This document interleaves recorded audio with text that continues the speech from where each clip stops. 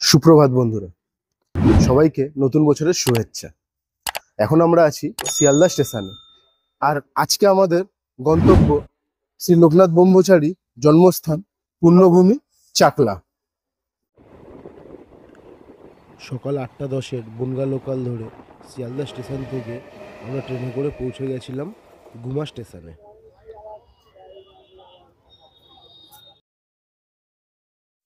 Train আমাদের 2 নম্বর প্ল্যাটফর্মে নামিয়ে দিয়েছে। চাকলা যাওয়ার জন্য আমরা চলে এসেছি 1 নম্বর প্ল্যাটফর্মে। ঠিক 1 নম্বর প্ল্যাটফর্ম থেকে বাইরে বেরোলে তোমরা এরকম গাড়ির স্ট্যান্ড দেখতে পাবে, যেখান থেকে গাড়ি করে তোমরা সরাসরি পৌঁছে যাবে চাকলা ধাম।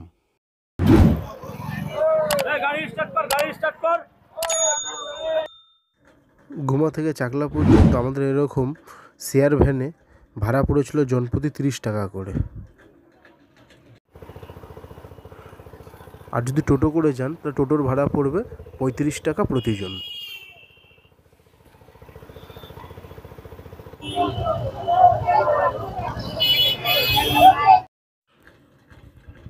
সামনের এটা কার পার্কিং এরিয়া। কার পার্কিংয়ের রেট সামনে লেখা আছে, আর দূরের হলুদ গেটটা হচ্ছে মন্দিরের প্রবেশ করার মূল গেট।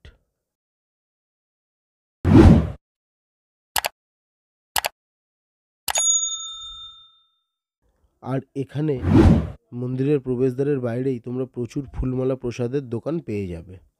31 টাকা থেকে এখানকার ডালা শুরু, তারপরে 50, 100, 200 নিজের ইচ্ছা মতো তোমরা ডালা বানিয়ে বাবার পুজো দিতে পারবে।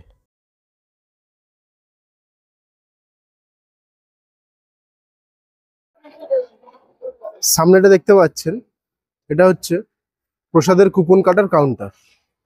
এখানে 2 রকম প্রসাদ পাওয়া যায়, একটা হচ্ছে খিচুড়ি ভোগ আর একটা রাজভোগ। খিচুড়ি ভোগ হচ্ছে 35 টাকা, রাজভোগ হচ্ছে 75 টাকা।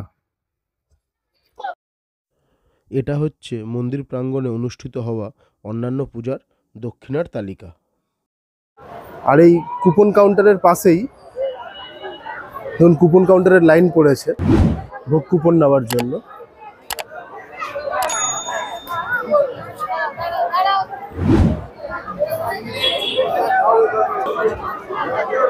পাশেই হচ্ছে জুতো জমা রাখার ঘর। এখানে প্রতি জোড়া 2 টাকার বিনিময়ে আপনারা জুতো জমা রাখতে পারবেন। আর হেলমেট রাখতে গেলে 5 টাকা করে লাগবে প্রতি হেলমেট। আমরা একটা রাজভোগের কুপন কেটে নিয়েছি, 75 টাকা মূল্য পড়েছে। এবার মন্দিরের ভেতরে যাব, জুতো রেখে মন্দিরের ভেতরে যাব।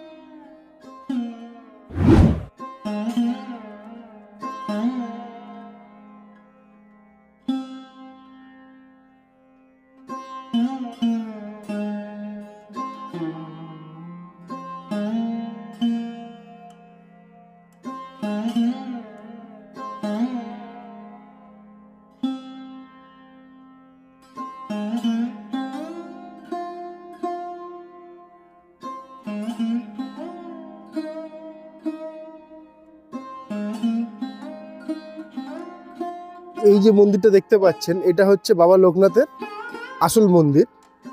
আর পাশে এটা হচ্ছে নাট মন্দির। এই মন্দিরে পুজো দেওয়ার জন্য পুরো লাইন পড়েছে, আর আজকে রোববারের জন্য বেশ ভালোই ভিড় আছে এখানে। বাবার যে মেন মন্দিরের চূড়ায় দেখছেন ত্রিশূল, আর মন্দিরের চূড়ায় কিন্তু এখনো যে চালি আছে, চালিতে খড় দেওয়া। খড়ের পরে সিমেন্টের কাজ, কিন্তু এখনো খড়ের চাল। এখন আমরা যাচ্ছি মন্দিরের ভেতরে, লক্ষ্মী বাবার মন্দিরের ভেতরে।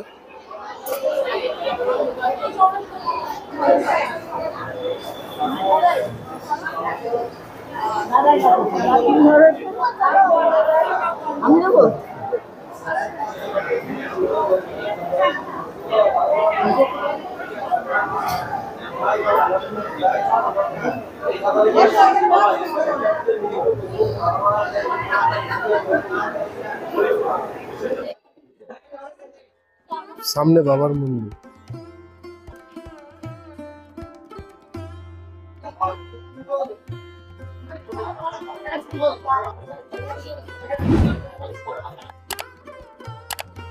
প্রচুর ভক্ত এখানে বসে রয়েছে। আর মন্দিরের ভেতরে যারা পুজো দিচ্ছেন দেখছেন, মানে গর্ভগৃহের ভেতরে, তারা 101 টাকা বিনিময়, 101 টাকা কুপন কেটে মন্দিরে একদম গর্ভগৃহের ভেতরে ঢুকে বসে পুজো দেওয়ার সুযোগ পাচ্ছে।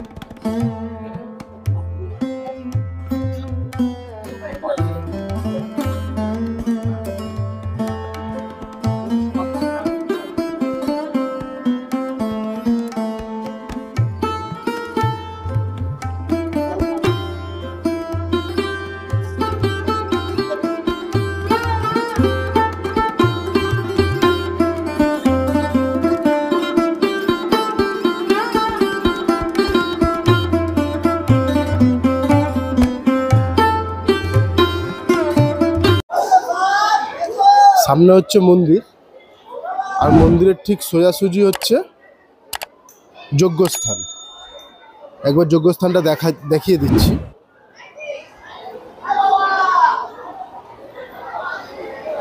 এই হচ্ছে যজ্ঞস্থান।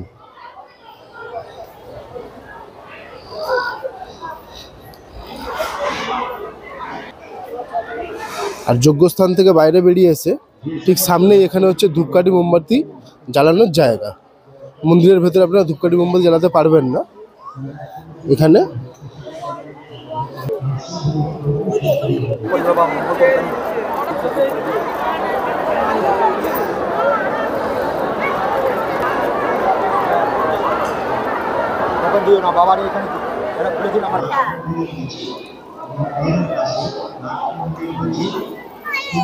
এখন আমরা যাচ্ছি নাট মন্দিরে। মন্দিরের পাশেই অবস্থিত নাট মন্দির।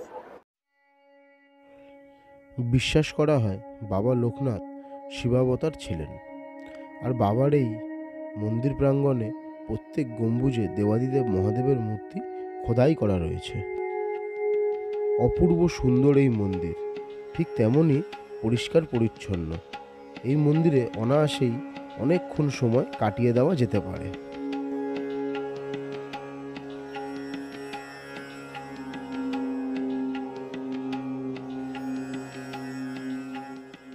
এটি হচ্ছে শ্রী শ্রী বেণীমাধবের মন্দির। বেণীমাধব হচ্ছেন বাবা লোকনাথের বাল্যকালের সখা, যিনি বাবা লোকনাথের সাথে 11 বছর বয়সে সন্ন্যাস গ্রহণ করে গৃহত্যাগী হয়েছিলেন। বাবা লোকনাথের গুরুদেব ভগবান গাঙ্গুলি বেনারসে দেহত্যাগ করার পূর্বে তার 2 শিষ্য লোকনাথ ও বেণীমাধবের দায়িত্ব দিয়ে গেছিলেন কাশীর জীবন্ত শিব নামে পরিচিত শ্রী ত্রৈলঙ্গ স্বামীর কাছে। এই মন্দিরে শ্রী ত্রৈলঙ্গ স্বামীর মূর্তি স্থাপনা করা রয়েছে।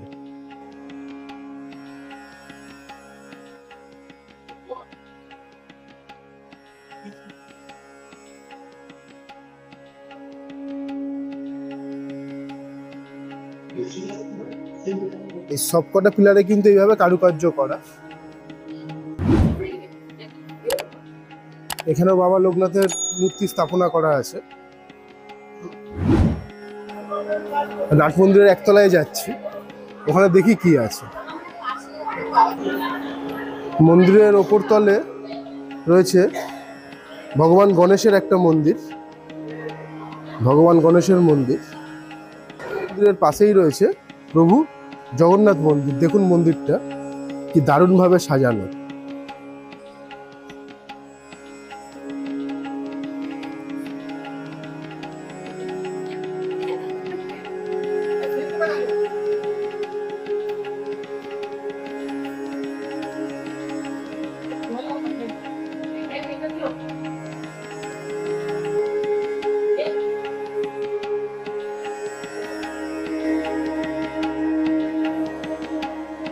জগন্নাথ মন্দিরের পাশেই রয়েছে হরগৌরী মন্দির।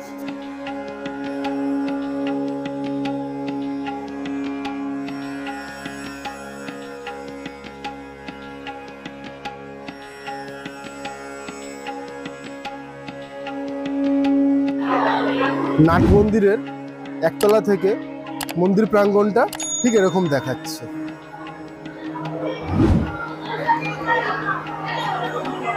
দূরে যজ্ঞ স্থান, তারপরে হচ্ছে ধূপকাঠি মোমবাতি দেখানোর জন্য আরতি করার জায়গা।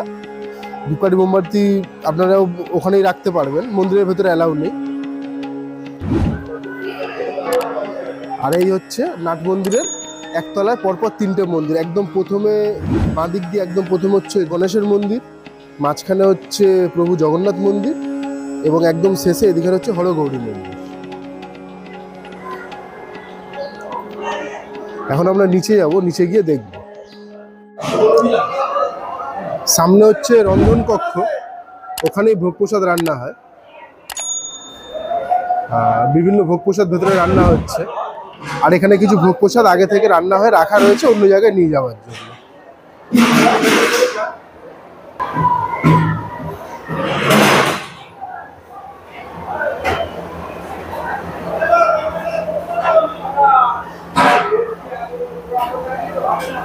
ভোগ প্রসাদ রান্না চলছে বাবা।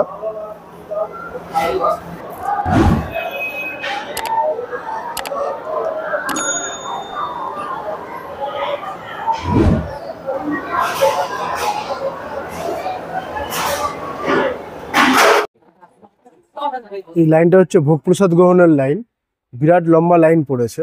এখন আমরা যাব ভোগ প্রসাদ গ্রহণ করতে। আমাদের কুপন কাটা আছে, সেই অনুযায়ী আমরা যাব রাজভোগ কাউন্টারে ভোগ গ্রহণ করতে। যদিও ভোগ প্রসাদ গ্রহণের সময় দুপুর 1:30 থেকে, কিন্তু সেই দিন অত্যাধিক ভিড়ের কারণে প্রসাদ বিতরণ দুপুর 12:30 থেকে শুরু হয়ে গিয়েছিল।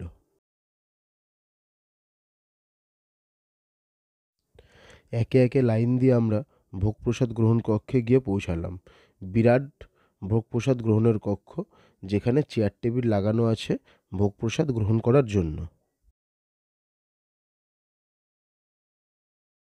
আমাদের রাজভোগ প্রসাদে প্রথমেই আমাদের দেওয়া হয়েছিল খিচুড়ি, একটা সবজি, তারপরে পোলাও, আরও একটা আলু পনির দিয়ে করা সবজি, চাটনি, পাঁপড় এবং শেষ পাতে পায়েস। প্রসাদ গ্রহণের পর কিন্তু পাতা নিজেদেরই নির্দিষ্ট জায়গায় ফেলে দিতে হবে এবং নিচে এসে হাত ধোয়ার ব্যবস্থা করা আছে।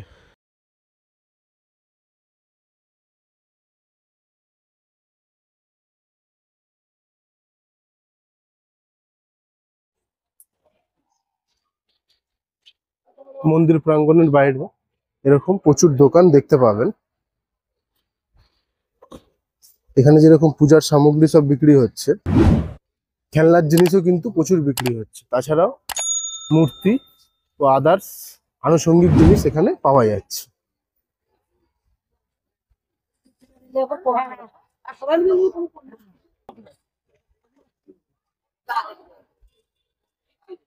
আপনারা আপনাদের দরকার মতো জিনিসপত্র এখান থেকে কিনে নিতে পারেন। এই সামনে হচ্ছে শ্রী লোকনাথ দাতব্য চিকিৎসালয়। মন্দির থেকে এই চিকিৎসালয় রান করা হয়। এখানে হেলথ ক্যাম্প চলে।